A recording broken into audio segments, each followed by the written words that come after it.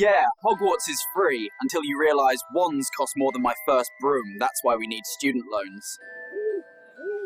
Hogwarts doesn't charge tuition, but the mandatory field trips to Hogsmeade. Yeah, say goodbye to your student loan balance. They say magic makes life easier. Tell that to my Gringotts vault. It's emptier than the astronomy tower on a Friday night. Gringotts just sent me a letter saying my debt's been bought by goblin debt collectors. I'm dead. They told me magic was priceless, Azir. Yeah, and so is my debt, Defsin, because it's never going away.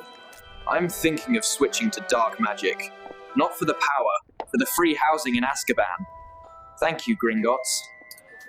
I can't afford Owl Post anymore, and I just tie letters to pigeons and hope they survive the Dementors.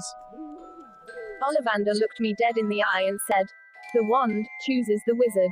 Whew. And then charged me like it chose my bank account too.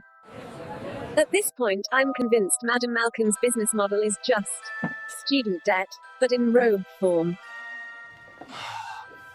12 galleons for a textbook? At this point, I'm just going to Axio knowledge. At this point, I'd rather take a loan from a Death Eater.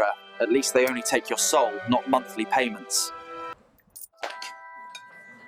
If one more rich pureblood says, "Just ask your parents for help," I'm hexing them into a budget spreadsheet.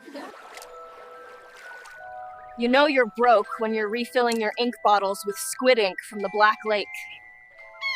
Every time I buy a chocolate frog, I'm reminded that my financial stability is a myth, just like the cards inside. If I sold my firebolt, I could pay off my robe's debt, but then I'd have to take the night bus, and I value my life.